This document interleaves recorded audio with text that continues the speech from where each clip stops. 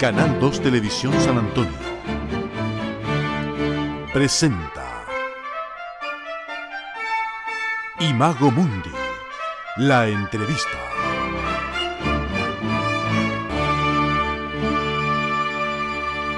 Estimadas amigas, estimados amigos del programa Las Crónicas del Domingo en Chilena FM y de Imago Mundi de Canal 2 de San Antonio, sean bienvenidos una vez más a nuestro espacio semanal en que siempre estamos conversando con científicos y científicas de la Facultad de Ciencias de la Universidad de Chile. En esta oportunidad vamos a ir a un tema que siempre nos es común tratarlo, sobre todo porque forman parte de nuestra cultura, de nuestro diario vivir, sobre todo en Chile, una zona tan compleja porque siempre estamos sometidos a sismos, a terremotos, a violentos movimientos que muchas veces nos cambian la vida. Y en este sentido es que hoy contamos con la presencia de la doctora Denise del Carmen Pastén Guzmán, quien es profesora de la Facultad de Ciencias de la Universidad de Chile y donde su principal tema de estudio son los sistemas complejos, la geofísica y además el estudio de terremotos mediante la utilización de herramientas de sistemas complejos. No se asusten con este título que tiene este estudio y que ya sé porque ya lo vamos a definir con ella, pero primero lo que tenemos que hacer es saludar a la doctora Pastén. Bienvenida a nuestro espacio. Muchas gracias. Muchas gracias por la invitación. Gracias a usted por estar con nosotros. Bueno, cuando la presenté, hablamos de la utilización de herramientas de sistemas complejos, el estudio de los terremotos. Pero antes de ir a eso, doctora, quisiera que nos contara un poco acerca de usted, su formación académica, su experiencia, porque siempre es bueno que quienes nos escuchan y nos ven conozcan también a nuestras invitadas. Sí, muchas gracias. Yo también creo que es importante, sobre todo si nos ven jóvenes, mujeres que quisieran dedicarse a la ciencia. Yo soy doctora en física, estudio terremotos, pero desde un punto de vista desde la física como ciencia. Hice la licenciatura en física en la Facultad de Ciencias de la Universidad de Chile. Luego hice el doctorado, inmediatamente terminada la licenciatura. En general, y aquí como para explicar un poco, cuando uno hace una licenciatura está tomando un camino que es académico, no profesional, no un camino donde uno va a tener un título profesional.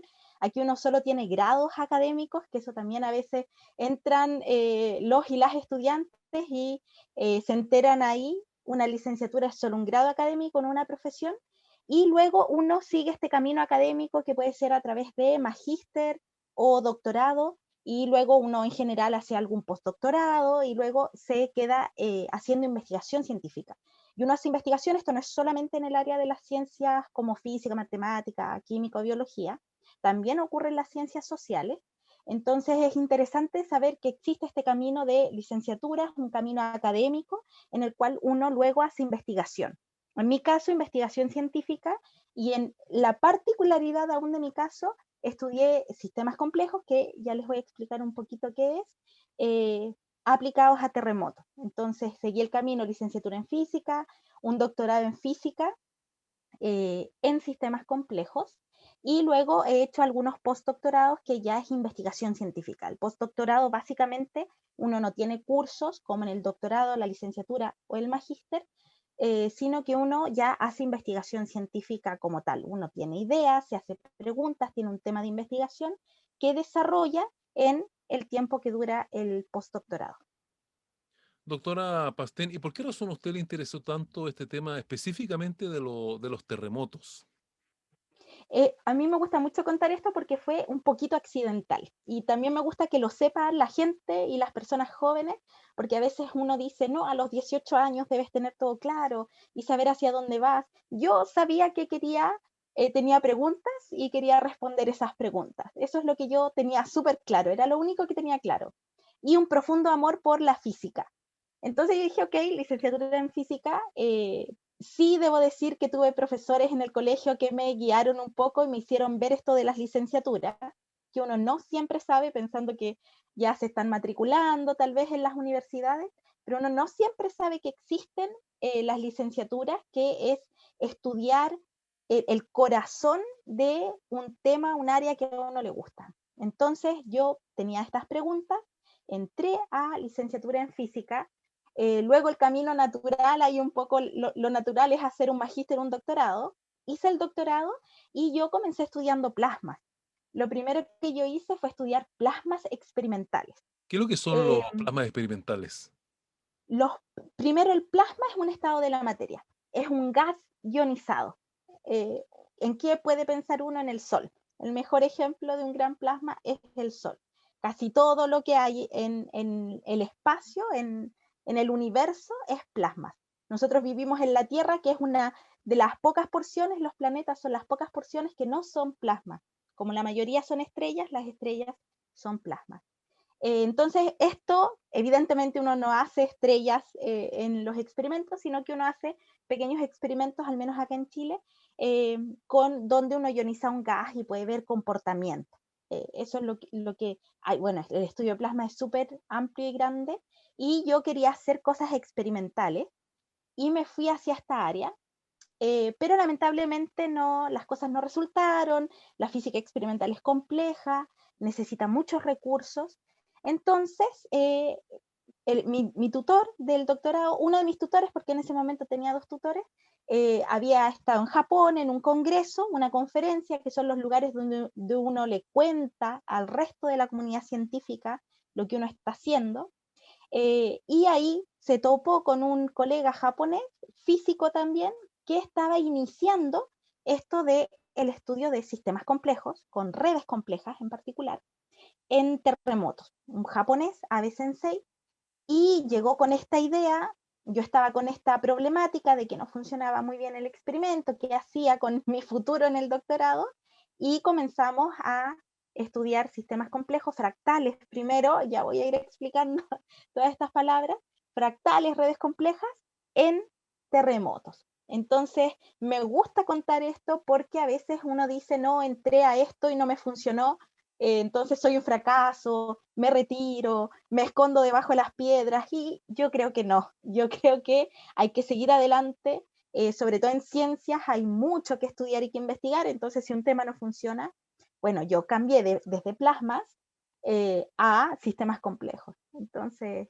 yo creo que es bueno saber y conocer, no siempre el camino es una línea, no siempre el camino es lineal, siempre, muchas veces, la mayoría de las veces, ocurren accidentes maravillosos que hacen que uno descubra cosas nuevas.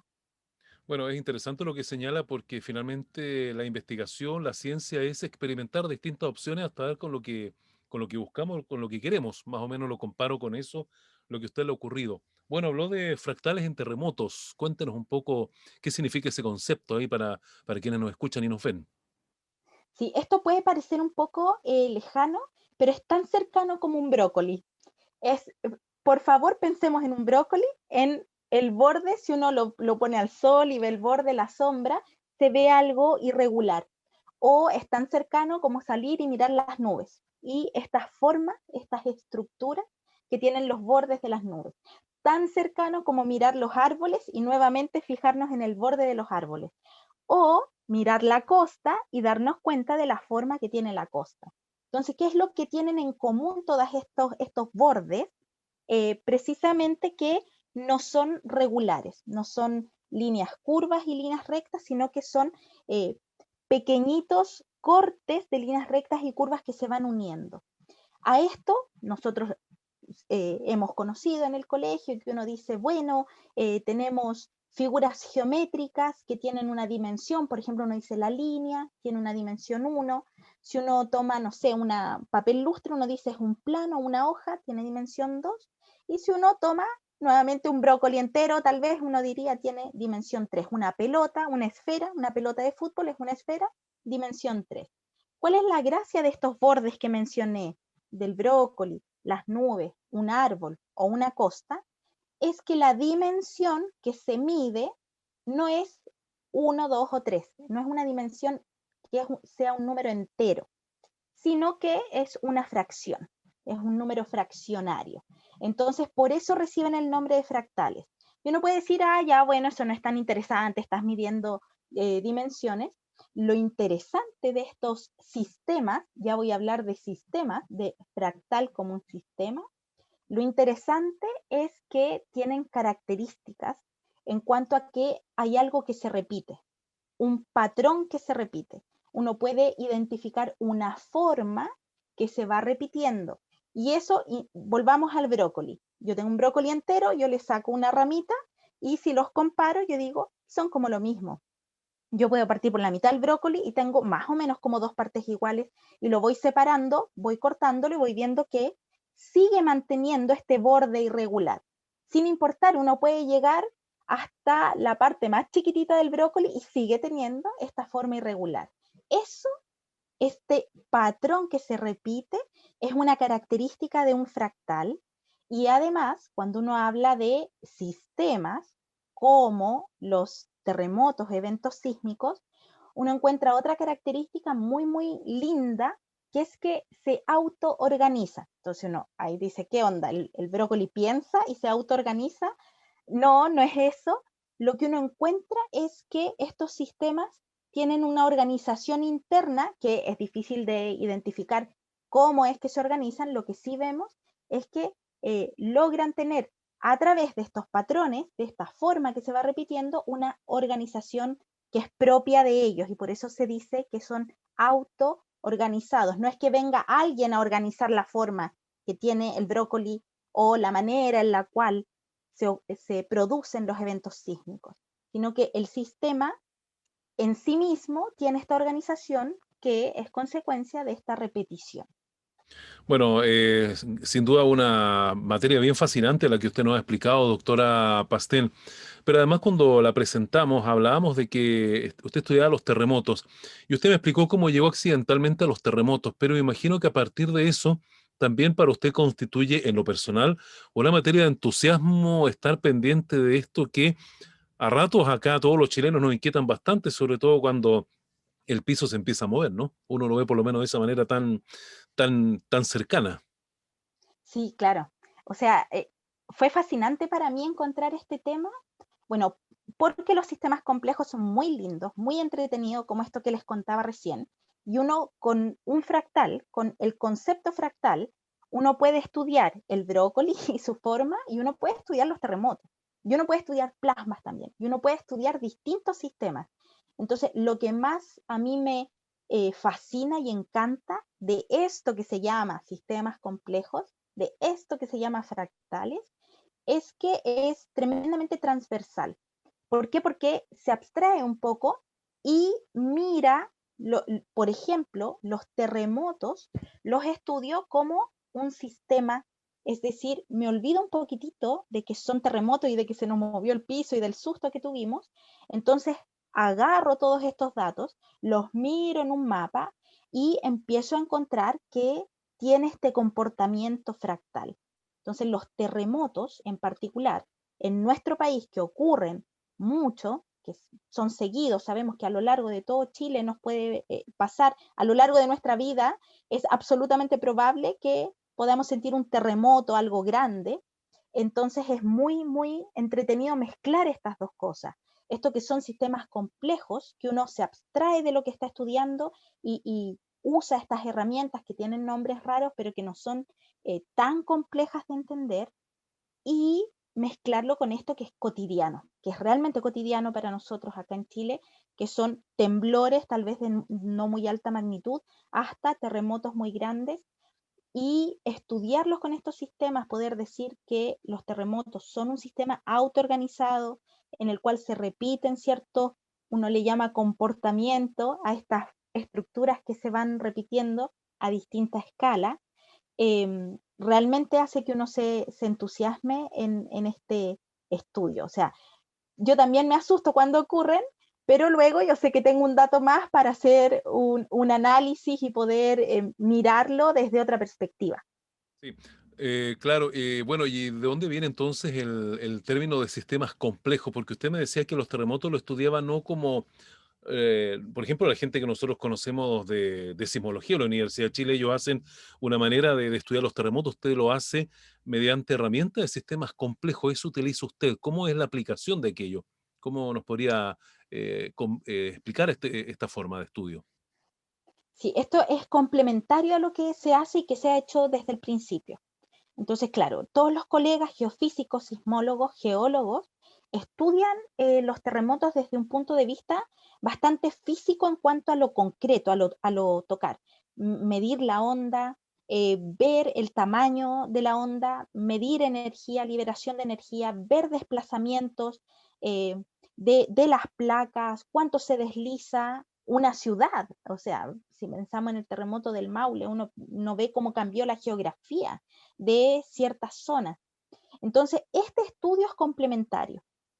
Yo necesito a los colegas que midan estos eventos. Entonces, utilizando la localización espacial, es decir, lo que a uno le dicen en las noticias cuando ocurre un evento sísmico, el epicentro, con el epicentro, la profundidad y la magnitud del evento sísmico, entonces yo ahí entro, tomo estos datos y lo que hago es precisamente aplicar estas herramientas, que por qué se llaman sistemas complejos, no es porque sean más complicados que otro sistema, no tiene que ver con eso, tiene que ver con algo que nosotros llamamos fenómenos emergentes. ¿Qué es eso?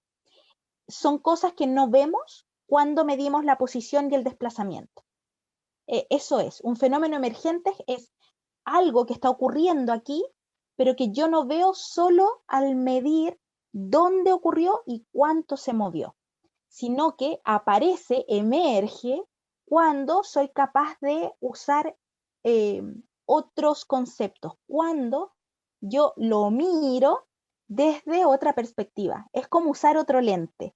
Es como que todo lo que es, lo que se ha hecho hasta ahora, usa un tipo de lente y yo cambio el lente y aparecen, veo cómo aparecen estas cosas, como que yo pueda decir que un conjunto de eventos sísmicos, es decir, un montón de temblores que ocurrieron, eh, son un sistema fractal, son un fractal, es decir, con dimensión no entera, autosimilar. Eso es lo que quiere decir el término técnico.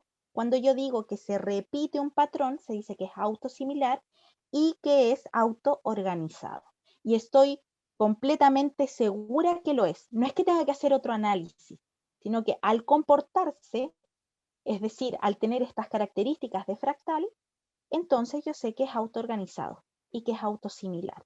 Entonces es bien interesante porque, como les digo, ocurren estas cosas que se ven solo si yo uso estas otras herramientas o herramientas de algo que se llama redes complejas, que aparecen características que no puedo ver si solo mido el desplazamiento o la posición o la magnitud. Doctora Pastén, y este estudio de los terremotos mediante el uso de sistemas complejos, ¿qué aplicación práctica tiene? ¿A dónde uno puede ver, no es cierto, lo práctico de este estudio y para qué sirve fundamentalmente? Es un estudio que no lleva muchos años. En Chile diría que no lo empezamos hace mucho tiempo. Sí, los colegas, varios colegas geofísicos lo habían empezado antes, pero un poco lo dejaron. Yo tomé y he hecho muchas cosas de manera bastante rigurosa y regular para tener una caracterización. Entonces, lo primero es caracterizar. Es decir, ¿qué pasa? ¿Cómo se comporta todo esto de sistemas complejos cuando hay un terremoto de tal magnitud o de tal magnitud? Tiene estas características. Ah, ya, si el terremoto es de otra magnitud y ocurrió en otro tipo, con otro tipo de desplazamiento, por ejemplo, tiene estas características. Entonces, lo primero es caracterizar. ¿Y qué es lo que estamos haciendo ahora? ¿Qué es lo que estoy desarrollando ahora? Intentando hacer un mapeo directo, un link entre lo que yo veo con características de sistemas complejos, como, no sé, por ejemplo, una dimensión fractal, y las propiedades físicas, como, por ejemplo, cuánto se desplazaron las placas. Entonces, primero caracterizar, ¿para qué? Para poder ahora intentar hacer este link, este mapeo entre algo tan abstracto como sistemas complejos y las propiedades físicas de un evento sísmico, para ojalá avanzar un poquitito más, que es lo que estoy empezando a hacer ahora, en lo que se llama peligro sísmico, considerando distintas variables que pueden tener estos eventos sísmicos. Claro, y por ejemplo, claro, usted me dice que este estudio no tiene muchos años, en Chile recién comienza como a aplicarse, pero en un mediano o largo plazo, ¿qué se pretende establecer con este estudio específicamente? Eh, es básicamente complementar lo que ya está con herramientas que tienen menor costo computacional y son bastante rápidas, bastante rápidas. En general, un estudio geológico, geofísico, sismológico, toma meses o años antes de dar un resultado y decir, no sé, la acumulación de estrés en tal zona es de tanto. Y se da un número súper bien medido.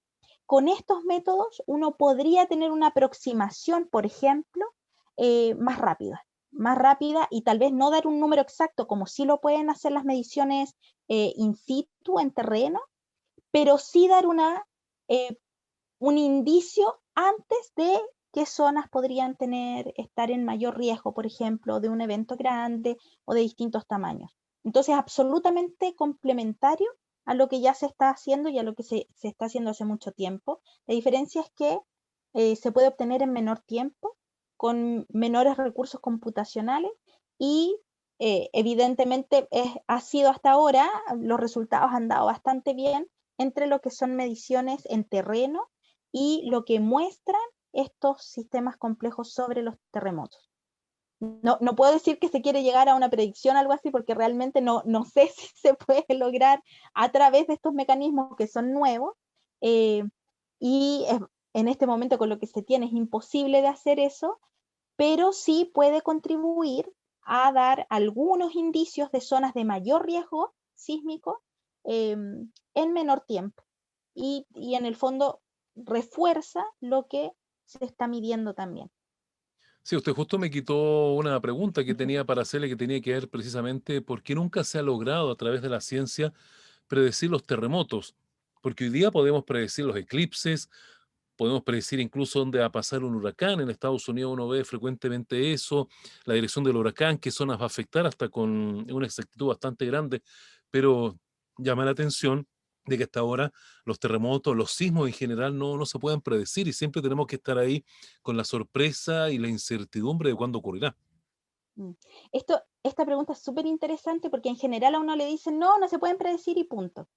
Pero es una gran pregunta porque un evento sísmico ocurre por cosas mecánicas que pasan en la corteza terrestre. Son movimientos mecánicos, como un auto que se mueve.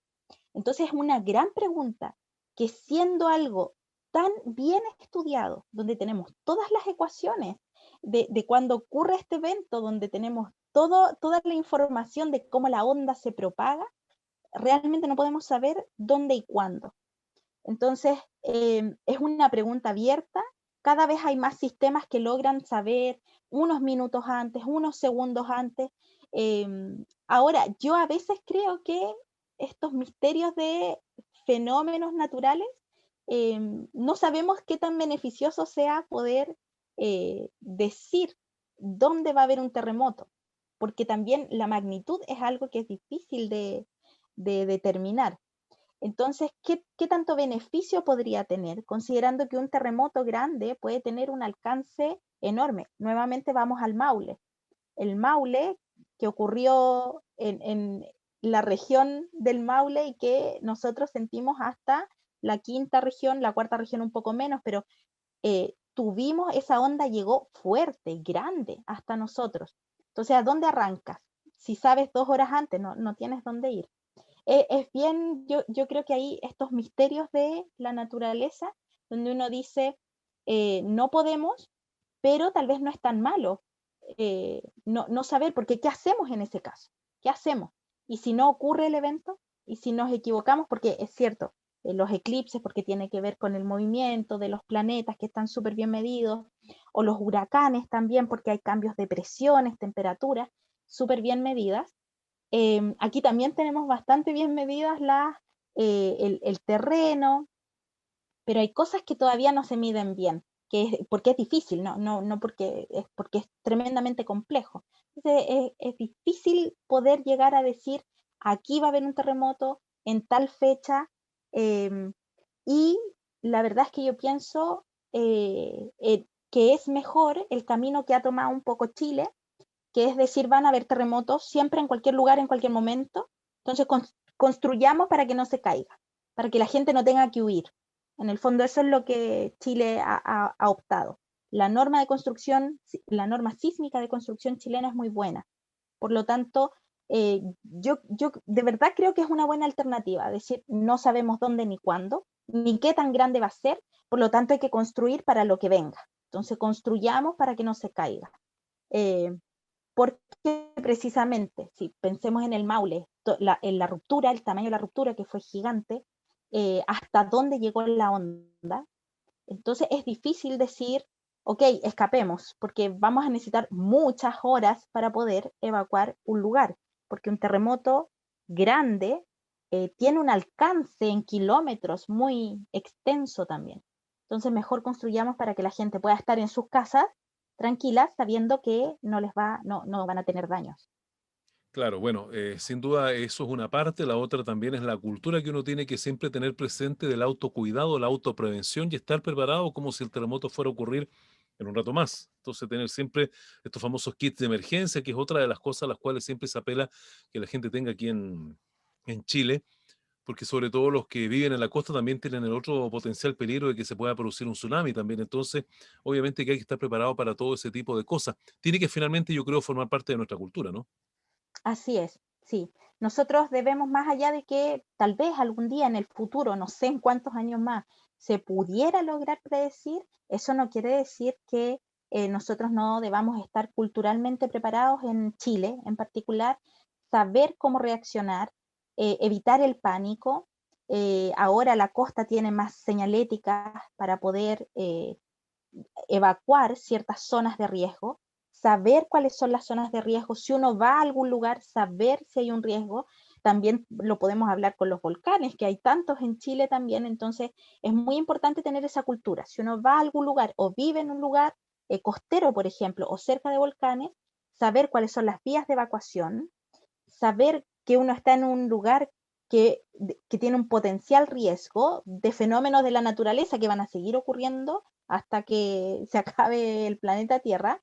Y yo creo que sobre todo mantener la calma y seguir las instrucciones. A nosotros nos han dicho, no sé, hay indicaciones por dónde caminar, por dónde evacuar, con calma, y así nos cuidamos entre todos y todas. Eso es bien importante. Sí, lo que dice Luis Alfonso sobre tener esta cultura es muy importante. Que los ingenieros, arquitectos, científicos nos preocupemos de construir, de intentar predecir, pero nosotros como ciudadanos y ciudadanas es importante que tengamos esta cultura de respeto entre nosotros, de seguir las instrucciones, que nuestras autoridades se encarguen de dar las alertas correspondientes y nosotros seguir las indicaciones. Les recuerdo que estamos junto a la doctora Denise Pastén Guzmán de la Facultad de Ciencias de la Universidad de Chile con esta especialidad que ella tiene la utilización de herramientas de sistemas complejos para estudiar los terremotos.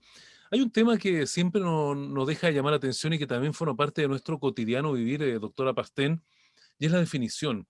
¿Por qué razón? Porque muchas veces uno acá en Chile habla de terremotos cuando son de magnitudes bastante altas, pero a veces nos encontramos con noticias que vienen del exterior con magnitudes bastante bajas y también le dicen terremoto y uno al final en lo popular, ¿no es cierto?, en lo cotidiano queda con la duda.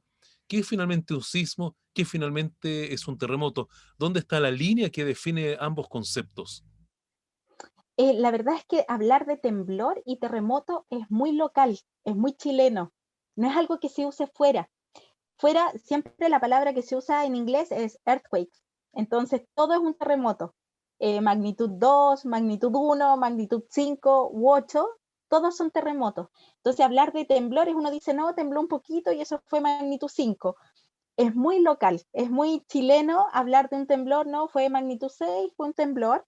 Y ya, si me asusté y salí de la casa, eso fue un terremoto. Eso es muy, muy local y tiene que ver también con el origen que tienen los terremotos en Chile, esta subducción que a uno le enseñan, además de que es un terreno muy rocoso, en general estos eventos de subducción son más bien profundos.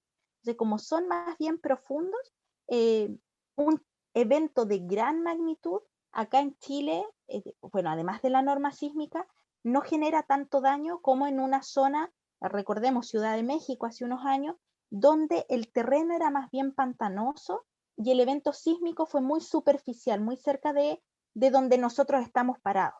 Entonces eso hace que un evento de no gran magnitud genere mucho daño, muchos destrozos. Acá en Chile, un terreno rocoso, eventos que son mayoritariamente profundos y una muy buena norma de construcción son una mezcla que hace que nosotros no sintamos estos temblores, estos eventos de magnitud 5, por ejemplo, o magnitud 6, no los sintamos como un terremoto y veamos que no hay gran daño material. Pero eso es súper particular, es porque en Chile tenemos esta subducción de la placa de Nazca bajo la sudamericana y hace que los eventos sean más bien profundos, además de un terreno bastante rocoso. Entonces, en otras partes son eventos más superficiales, en terrenos que tienen otras características, entonces se genera con normas de construcción distintas, entonces se genera más daño. Pero es súper local, para nosotros está bien, pero si uno habla en cualquier otro lugar del mundo, para la gente todo es un terremoto, no hacen esta distinción, solo nosotros acá en Chile. O sea, para el exterior, para dejarlo claro, el terremoto parte del grado 1 al 12. Ese es para los del exterior. Para Así es. nosotros, los más chicos son sismos, los más potentes son obviamente terremotos. Nosotros estamos en el cinturón de fuego y estamos en la placa sudamericana, ¿no es cierto? Y me gustaría saber si dentro de la misma placa donde nos encontramos, los terremotos pueden relacionarse. ¿Cómo lo explico? Si ocurre un terremoto dentro de la placa en un lugar al norte de Chile, ¿podrá ocasionar un terremoto, por ejemplo, al sur de Chile o desencadenar una cadena de terremotos o sismos, por poner un nombre? Todo esto es material de estudio. Son todas preguntas que se han hecho. Hay un montón de estudios que han logrado relacionar eventos sísmicos a una cierta distancia, pero en general uno dice 500 kilómetros es bastante, ya es bastante. Se han logrado relacionar eventos a mayor distancia, eh, pero es material de estudio. Es muy difícil decir sí o no, absolutamente no, porque se está estudiando. Ahora, en general, uno no estudia algo tan grande como toda la placa, porque las distancias, porque son grandes, realmente grandes las placas tectónicas, al menos la sudamericana donde nosotros estamos. Entonces, en general, eh, uno puede hacer estos estudios, investigar, pero es material de estudio. O sea, en general uno dice que es un radio más pequeño esta relación entre un evento y otro. No es un radio tan grande como, por ejemplo, decir un evento en el norte podría estar directamente relacionado con uno en el sur. Es muy difícil que se diga eso a priori, solamente cuando ocurren. Hay que hacer más investigación, hay que medir bien en qué lugares ocurrieron, en qué momentos, antes de poder decir estuvieron o no relacionados. O sea, no puedo llegar y decir sí, pueden estar o no, no pueden estar. Hay que hacer un estudio ahí para estar seguro. Tengo colegas que estudian, por ejemplo, relación entre eventos sísmicos y erupciones volcánicas. De nuevo, no hay una relación directa. Uno diría, por ejemplo, después de que fue este terremoto grande en el sur, en el Maule, uy, comenzó como una actividad volcánica, pero no hay una relación directa. Entonces hay que estudiarlo para poder decir si se relacionan, no, no se relacionan. Sí, hay otra creencia también muy enraizada en toda la gente de que los terremotos cambian el clima, cambian el Mm. tiempo. Y ocurre que muchas veces coincide que después que tiembla, se nubla, se despeja. Entonces también se tiende a creer un poco eso, ¿no? Claro, porque uno ve esto y esto tiene que ver con cómo funciona nuestro cerebro, que tiene que ver con que uno comienza a hacer relaciones entre estos eventos, que yo creo que es fantástico que nuestro cerebro funcione de esa manera, pero aquí sí hay más estudios que indican que no hay relación. En ese tema, precisamente porque el mundo se ha preguntado mucho esto, no hay una relación. Los estudios científicos indican que al menos entre el cambio climático, no cambio climático global, sino que el cambio del clima entre un día y otro, Sí, porque claro. hay un evento sísmico, no tienen relación. Entonces, eh, uno quisiera creer, porque uno dice, pero ¿cómo es posible cuando en el cotidiano uno ve que existe este cambio, pero científicamente no hay parámetros científicos que se puedan medir, presión, temperatura y distintas otras variables que puedan relacionar uno con otro? A pesar de que el inconsciente colectivo eh, Lo, piensa que sí pudiera ser. lo tiene bastante asumido, claro. Y yo quiero llevarla a otro tema porque hace unos 2 o 3 años aproximadamente en el diario La Estrella de Valparaíso se publicó con mucha, en los titulares, incluso en la portada, que Chile había sido parte de un terremoto lento. Así lo titulaba prácticamente la Estrella Valparaíso. Y no dejó de llamar la atención ese tema porque uno conoce un tipo de terremoto, pero ya hablar de un terremoto lento nos pareció que era un tema bastante nuevo, o si no era tan nuevo, recién se estaba descubriendo. ¿Usted tiene conocimiento de ese fenómeno y si lo tiene, qué nos puede decir de él? O sea, es un fenómeno que yo no he estudiado en particular. Yo estudio más eventos grandes, enjambres sísmicos o periodos calmos donde no pasa nada muy grande. No es algo que he estudiado como para poder decir en Chile ocurren un montón o tienen estas características, pero lo que sí es súper importante que sepamos es que la ciencia está descubriendo cosas nuevas todo el tiempo. Entonces, podríamos encontrarnos con estos términos nuevos de eventos que tal vez ya han ocurrido, pero que tal vez no fueron tan estudiados o que por las características del evento se confundió con otros tipos de eventos. Entonces, por eso no tienen este mayor estudio. Y ahora que hay más herramientas, hay más implementos, hay más tecnología, entonces se pueden estudiar con mayor detalle y se pueden diferenciar de otros eventos. Entonces, no tengo más detalles como para poder contarles de este tipo de terremotos, pero sí es importante saber que tal vez han ocurrido antes, pero ahora tenemos la tecnología para identificar entre un evento y otro y sus características. Así es. Bueno, y así en el futuro, estamos ya en el año 2021, para los próximos años, ¿hacia dónde avanza la ciencia de investigación de los terremotos? ¿Qué es lo último que se está estudiando?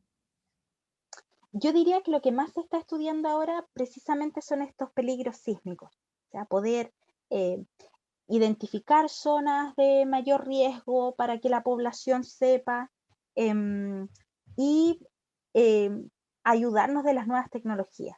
Yo diría que sobre todo estas nuevas tecnologías hay tanto que estudiar sobre la elasticidad de los terrenos, no sé si vuelvo a ser muy técnica, pero hay mucho que estudiar sobre el terreno mismo, cómo actúa cierto terreno frente a estas ondas.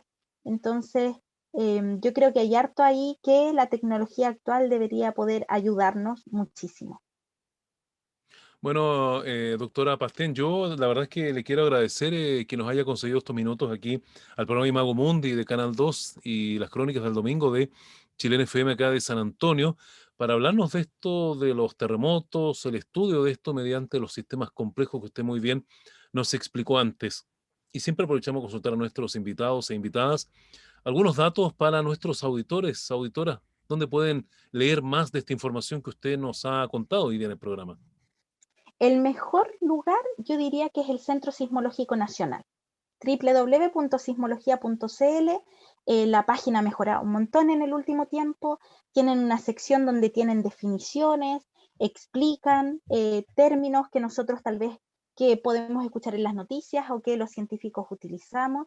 Entonces yo creo que es un muy buen sitio para terremotos, entrar al Centro Sismológico Nacional, a la página y consultar ahí. Tienen incluso un lugar donde uno puede enviarles consultas.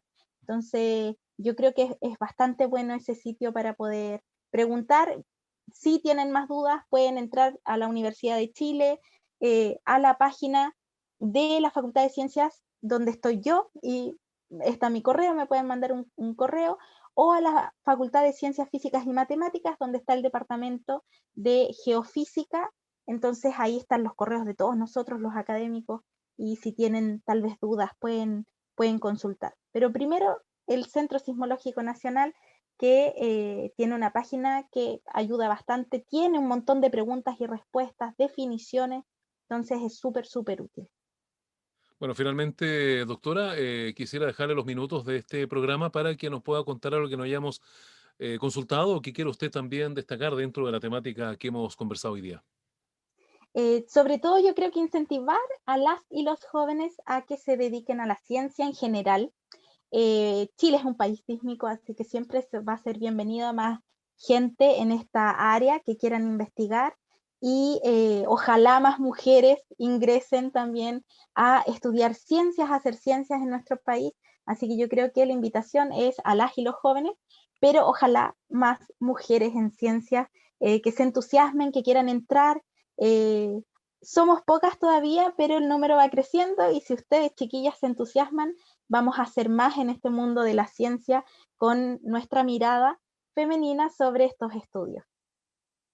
Bien, doctora Denise Pastén, le agradecemos mucho que nos haya acompañado en esta edición del programa y por supuesto agradecerle también todos los conocimientos que nos ha entregado, así que muchas gracias por estar con nosotros, ¿no? Muchas gracias por la invitación. Bien, pues sí, hemos tenido la participación de la doctora Denise Pastén Guzmán hablando acerca de el estudio de terremotos mediante la utilización de sistemas complejos y en general todo lo que tiene que ver con esta ciencia, con estos estudios que tanto se relacionan con la vida cotidiana de cada uno de nosotros a diario. Así que les agradecemos a cada uno de ustedes la sintonía. Ya nos encontramos con un programa similar la semana que viene. Muchas gracias. Canal 2 Televisión San Antonio presentó